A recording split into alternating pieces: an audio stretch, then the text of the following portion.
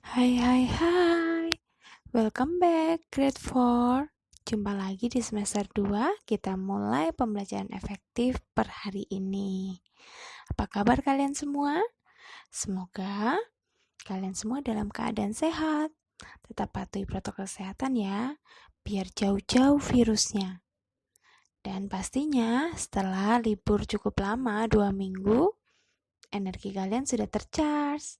Kita hadapi semester 2 ini dengan penuh semangat. Ayo kita berjuang. Hari ini kita akan memasuki tema 6, subtema 1, pembelajaran 1. Nah, hari ini tematiknya kompetensi dasar hari ini akan kita capai adalah menggali isi dan amanat puisi yang disajikan secara lisan dan tulis dengan tujuan untuk kesenangan.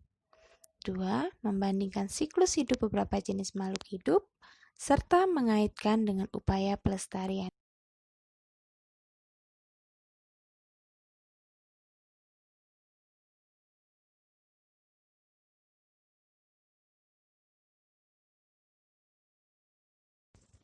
Nah, tema 6 kali ini mengusung tema cita-citaku.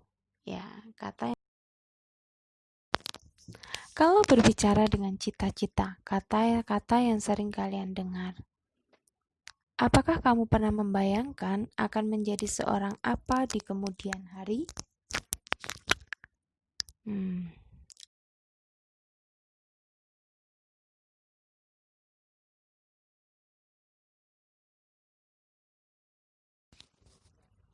Ketika membayangkan sebuah cita-cita, mungkin kita akan terlintas banyak pekerjaan-pekerjaan yang akan kita bayangkan di masa depan.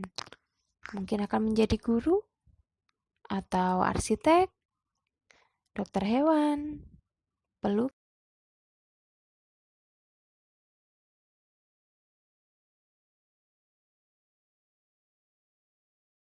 Nah, setelah kalian berpikir, sekarang saatnya kalian menceritakan. Nah, menceritakan ini bisa kalian tuliskan di lembar kerja yang Ibu bagi.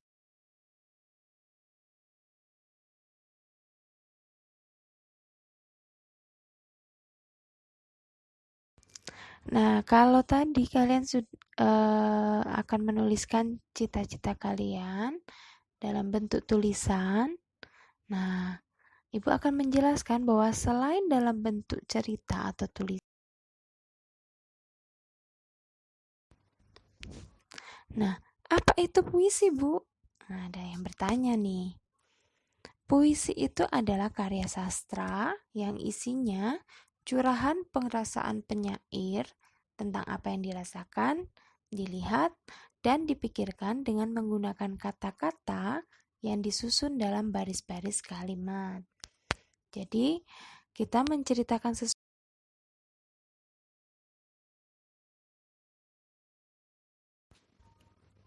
Nah, perhatikan puisi berikut dan bacalah dalam hati.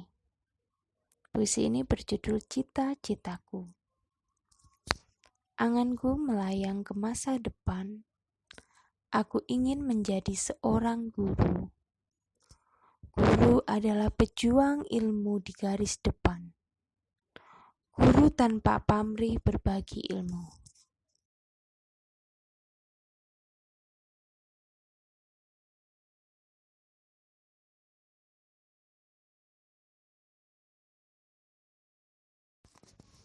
Nah, setelah kita membaca puisi tersebut, kita akan mengidentifikasi puisinya.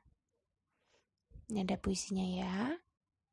Nah, kalau kalian perhatikan, puisi tersebut itu ada kumpulan kata-kata yang tersusun menjadi baris. Baris itu berisikan kalimat-kalimat yang pastinya tidak diakhiri dengan tanda titik ya. Baris-baris tersebut berkumpul menjadi 2 bagian, di mana setiap bagiannya itu kita sebut sebagai bait. Sehingga lihat cita-citaku. Nah, kalau kalian perhatikan di setiap akhir kalimat dalam satu bait itu akan membentuk suatu keteraturan bunyi vokal. Kita lihat itu di bait pertama, kalimat pertama itu an. Akhirnya, aku ingin menjadi seorang guru, guru ada garis depan, kita bagi ilmu. Nah, yang guru dan ilmu kita ambil u-nya saja. Ini untuk menunjukkan bahwa bait 1 itu bunyinya an, u, an, u. Bait 2 itu berbunyi a, u, a, u. Nah, persamaan bunyi ini disebut rima dalam puisi. Nih, perhatikan contoh penyebutan rima berikut. Silakan dibaca sendiri ya.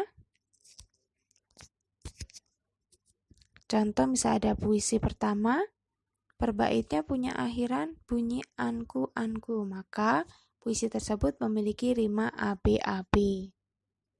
Lalu ada contoh puisi kedua, ternyata per baitnya memiliki akhiran bunyi nya,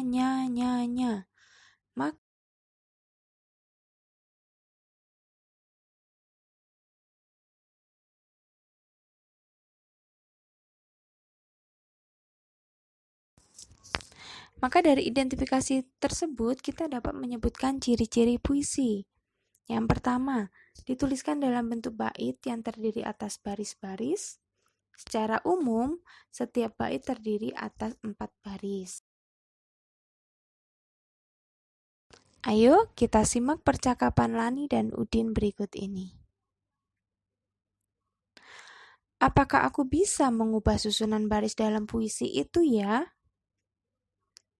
Menurutku seharusnya bisa, Lani. Asalkan maknanya kurang lebih sama. Kenapa, Lani?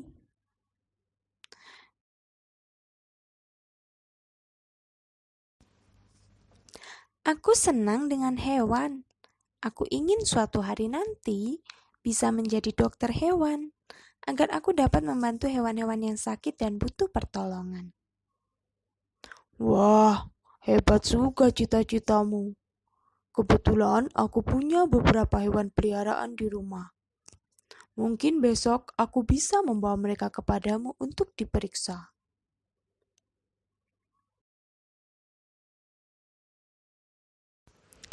Nah, apakah kamu punya hewan peliharaan di rumah seperti punya Udin? Lalu coba perhatikan, apakah hewan peliharaanmu memiliki anak? Nah, lihat nih ya, Caca di suatu rumah.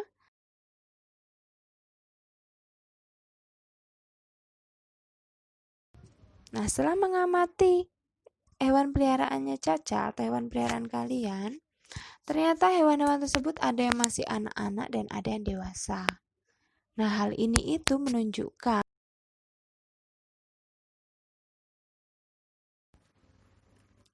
ada tahapan-tahapan yang dilalui hewan-hewan tersebut dari anak-anak hingga dewasa. Semua makhluk hidup mengalami pertumbuhan dan perkembangan. Hewan dan manusia mengalami beberapa tahapan pertumbuhan dan perkembangan dalam kehidupannya. Nah, tumbuhan juga mengalami pertumbuhan dan perkembangan. Tetapi yang lebih bisa kita amati adalah pertumbuhan dan perkembangan hewan manusia. Nah, tahapan pertumbuhan dan perkembangan hewan itu membentuk sebuah siklus hidup atau daur hidup. Mengapa disebut siklus? Karena proses perkembangannya hewan mengalami tahapan pertumbuhan dan perkembangan yang berbeda-beda. Ada jenis hewan yang mengalami perubahan bentuk di setiap tahap hidupnya. Namun, ada pula hewan yang tidak mengalami perubahan bentuk pada setiap tahapannya. Artinya,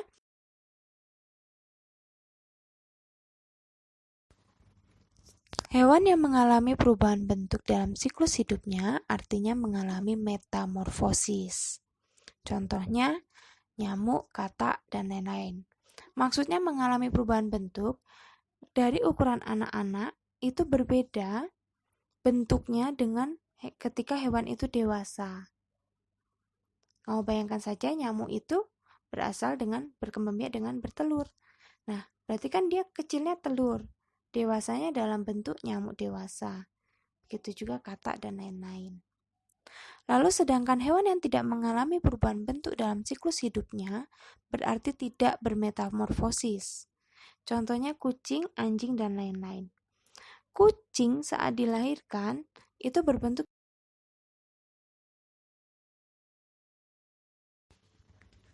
Nah, hewan yang mengalami metamorfosis pun itu ada perbedaannya.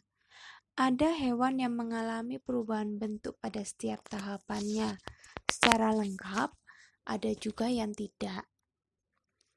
Hewan yang mengalami perubahan bentuk pada setiap tahapan pertumbuhan dan perkembangannya dinamakan mengalami metamorfosis sempurna. Artinya, dari dia, contohnya ini, kupu-kupu. Kupu-kupu berkembang biak itu menghasilkan telur. Telur menjadi ular.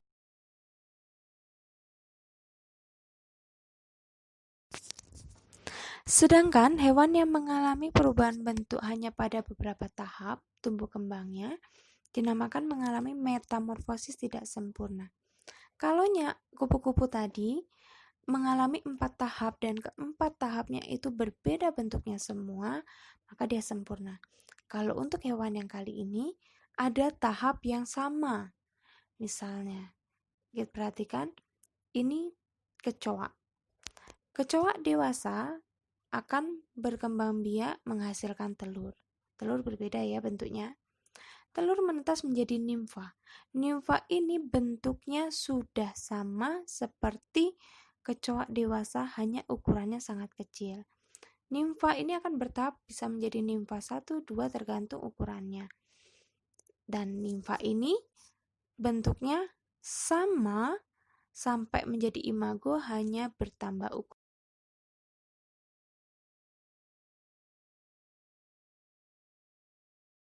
Nah, demikian penjelasan dari Ibu. Semoga kalian dapat memahami pelajaran hari ini ya. Jangan lupa untuk subscribe dan juga mengerjakan tugas hari ini. See you, sampai jumpa di pertemuan